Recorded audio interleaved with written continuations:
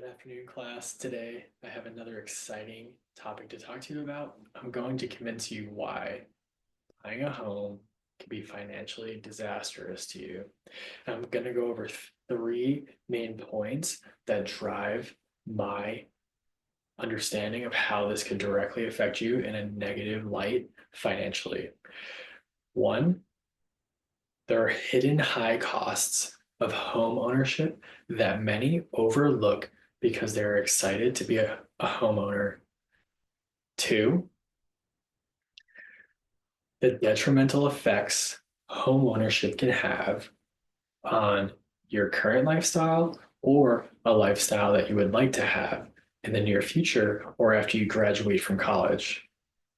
And then third, how could you use the money it takes to own a home or the down payment to work better for you through other investment vehicles? Let's dive into it. Now, this is a little hard to read. Try to get in focus here, but I'll just give you the gist.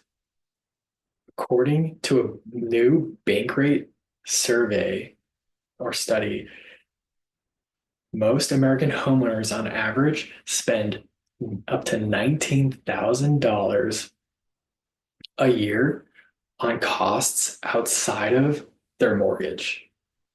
Now, you might be thinking a mortgage is already expensive enough. Usually in 2025, they're going to be double a rent in a city such as Salt Lake.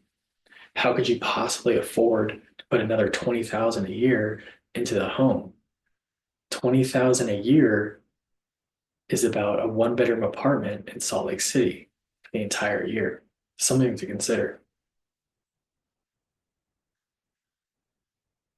Let's dive further into high costs. So outside of a mortgage, you have to put at least 20% down on any new home.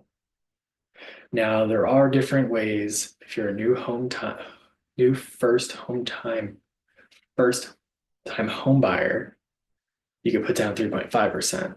But no one likes to talk about the hidden costs of PMI. PMI is private mortgage insurance, which you have to get because you didn't put 20% down on your home. Now, this might not seem like a big deal, but over time, $200, $300 a month to insure your mortgage really adds up. Do the math. That's one. Two, most first-time homebuyers are not buying a brand new home. I know we're used to that in Salt Lake City.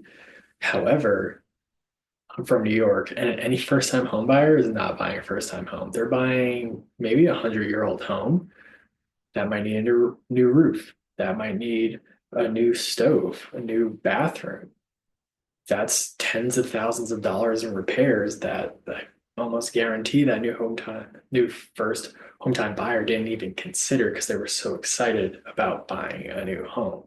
And then they get into the home and they discover these problems, or they know about the problems from their inspection, but they overlook it because they want to buy a home. They're told buying a home is the greatest investment you can ever make. And lastly, taxes. They always say there's two things in life that you can't escape: death and taxes. So you're going to be paying taxes on your home for the rest of your life.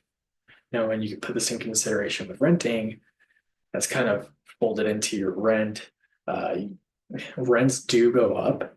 However, taxes also go up as well. And like I said earlier, I'm from New York and taxes are astronomical. They keep going up there. Salt Lake City is seeing similar issues. This can become an issue if you're elderly. Impacts the lifestyle.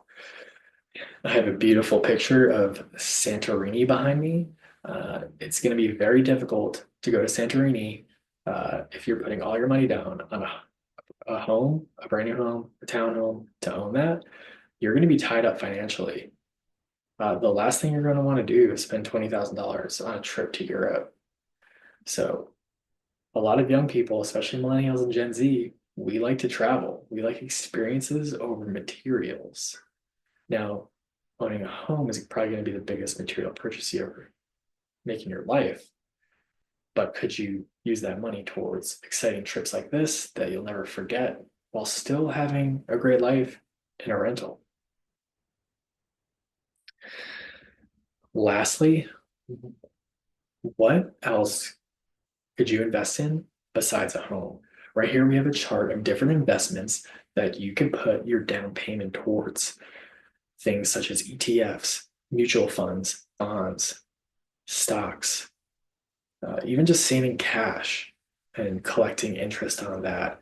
These can be safer options than dumping all your money into a house. Let's say you lose your job. Now you're tied up. You could potentially go bankrupt, foreclose on the home. Now you're really feeling the pain. And it's 2025, so we got to talk about Bitcoin. And if you've been following Bitcoin, it's gone up astronomically over the past 5 years. What would be a better investment? Putting your money into Bitcoin or putting it into a house? Now, I keep bringing up the example of Salt Lake City. Salt Lake City is a very unique housing market where the houses have gone up astronomically. However, I believe we hit a plateau here and they're not going to go up like they did in 2021.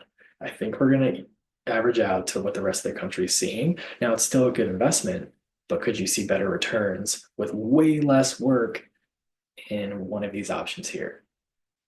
I think so.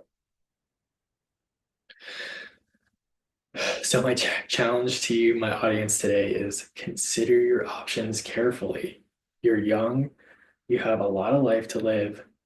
Why not have fun, make money from other investments, and then buy a home when interest rates are good, when there's more supply than demand, and you're not going to be tied up month over month with crazy mortgage payments, crazy expenses you didn't foresee, and really think about, am I being sold an American dream that is no longer viable?